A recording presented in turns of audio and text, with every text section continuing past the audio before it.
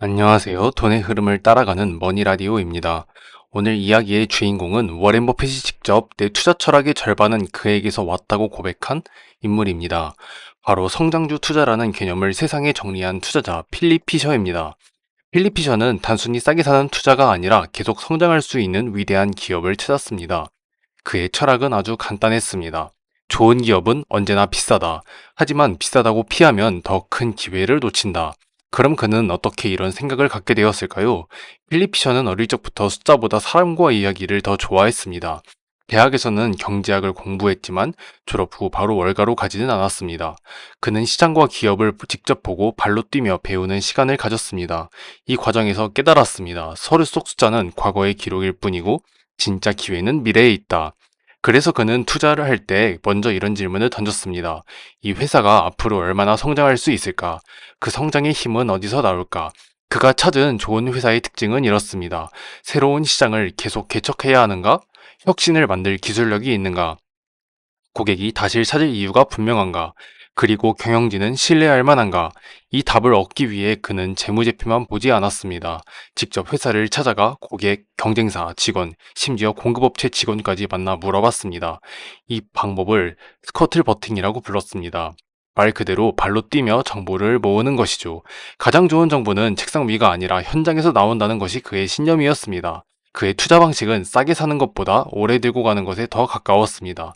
그는 말했습니다. 싸게 사서 빨리 팔 생각만 하는 사람은 좋은 기업을 놓치고 나쁜 기업을 반복해서 산다. 그가 투자한 모토로라 사례가 대표적입니다. 처음 살 때 가격은 결코 싸지 않았습니다. 하지만 10년, 20년 동안 회사가 성장하면서 그 주식은 10배 넘는 수익을 안겨줬습니다. 그는 단기 주가 변동에는 관심이 없었습니다. 수익은 오래 보유할 때 생긴다. 시장이 하루 움직임은 중요하지 않다. 또 한 가지, 그는 언제 팔지보다 언제 안 팔지를 더 중요하게 생각했습니다. 위대한 기업은 드물다. 그걸 손에 넣었으면 괜히 바꾸지 마라. 많은 투자자들이 조금만 오르면 팔고 새로운 회사를 찾았지만 그는 반대로 한번 잡은 위대한 기업은 끝까지 가져갔습니다. 어떤 주식은 30년 이상 보유하기도 했습니다. 정리하자면 필립 피셔는 숫자보다 성장 가능성과 경영진의 철학을 먼저 본 투자자였습니다. 그는 이렇게 말했습니다. 좋은 기업은 항상 비싸지만 미래가 더 크게 성장하다면 지금 가격은 결코 비싼 게 아니다. 그리고 장기 투자는 믿을 만한 기업에 대한 믿음을 수익보다 오래 지키는 것이라고 말했습니다. 그렇다면 그는 실제로 어떤 기준으로 기업을 골랐을까요? 필립 피셔는 오랜 경험 끝에 15가지 투자 체크리스트를 만들었습니다. 이건 단순한 목록이 아니라 그가 평생 투자하며 검증한 질문들입니다. 놀랍게도 지금 들어도 여전히 유효합니다. 첫째, 회사가 앞으로 시장을 넓혀갈 수 있는가? 그는 시장이 이미 포화된 기업에는 관심이 없었습니다. 물고기가 없는 곳에서는 낚시를 하지 않는다는 말이었습니다. 둘째, 경영진이 새로운 제품이나 서비스를 꾸준히 개발하는가? 기술과 시장은 계속 변화하고 있습니다. 변화를 따라잡지 못하는 기업은 결국 뒤처진다고 보았습니다. 셋째, R&D 투자에 적극적인가? 필립 피셔는 연구개발 비용을 비용이 아니라 미래를 사는 투자라고 생각했습니다. 실제로 그는 기술 혁신이 멈춘 기업에 투자한 적이 거의 없었습니다. 넷째, 판매 조직이 강력한가? 좋은 제품도 판매량이 약하면 시장에서 힘을 쓰지 못합니다.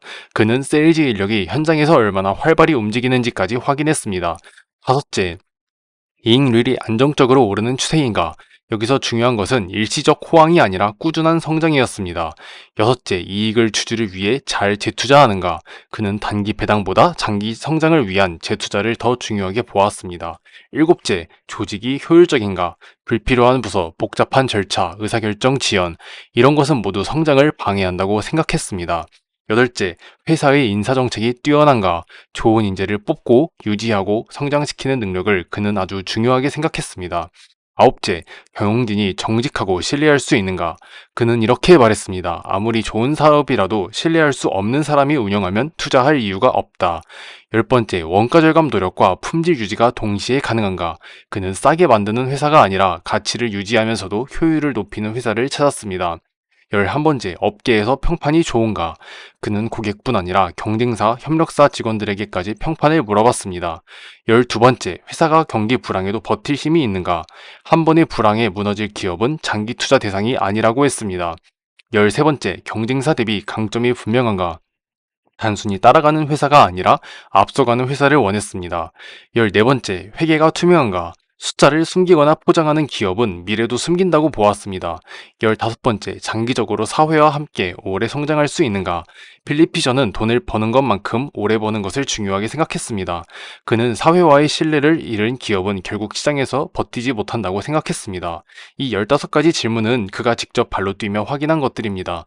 재무제표만 보면 보이지 않는 현장에서만 느낄 수 있는 내용이죠.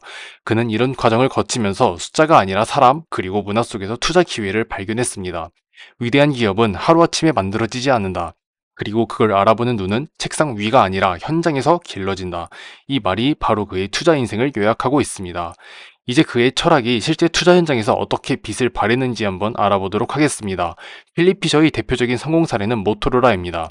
그는 1955년 처음 모토로라 주식을 매수했습니다. 당시 모토로라는 작은 전자부품 회사였지만 그는 시장을 넓혀갈 잠재력과 강한 연구개발 문화를 발견했습니다. 그는 이 회사를 20년 넘게 보유했고 주가는 10배 이상 올랐습니다. 그 수익은 단기적인 시세 차익이 아니라 회사의 꾸준한 성장이 만들어낸 결과였습니다. 또한 그는 팔지 않는 법으로 유명했습니다. 많은 투자자들이 주가가 오르면 차익 실현을 하지만 그는 위대한 기업을 찾았을 때 오히려 더 오래 보유했습니다. 좋은 기업은 시간이 지날수록 더 좋아진다는 것이 그의 믿음이었습니다. 그 믿음은 단순히 인내심이 아니라 기업의 본질을 깊이 이해한 결과였습니다. 워렌 버핏은 필립 피셔에게 배운 것도 바로 이 부분입니다. 버핏은 젊을 때 스승 벤저민 그레이엄에게 싼 주식을 사는 법을 배웠습니다. 하지만 필립 피셔를 만나면서 훌륭한 기업을 오래 보유하는 법을 깨달았습니다. 그래서 버핏은 두 사람이 철학을 결합해 지금 가치의 성장의 융합 투자 스타일을 만들었습니다. 버핏은 이렇게 말했습니다. 그레이엄은 나에게 안전마진을 가르쳤고 피셔는 위대한 기업을 사서 오래 보유하는 법을 가르쳤다. 필립 피셔의 방식은 21세기에도 여전히 유효합니다. 특히 정보가 넘쳐나는 시대일수록 그의 발로 뛰는 조사법은 차별화된 무기가 됩니다.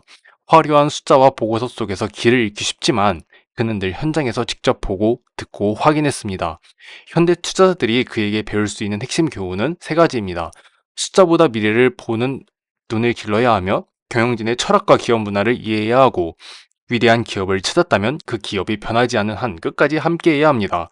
필립 피셔는 이런 말을 남겼습니다. 좋은 기업은 당신이 팔아야 할 이유를 거해주지 않는다. 이 단순한 진리가 그를 월가의 전설로 만들었습니다. 지금까지 머니라디오였습니다. 감사합니다.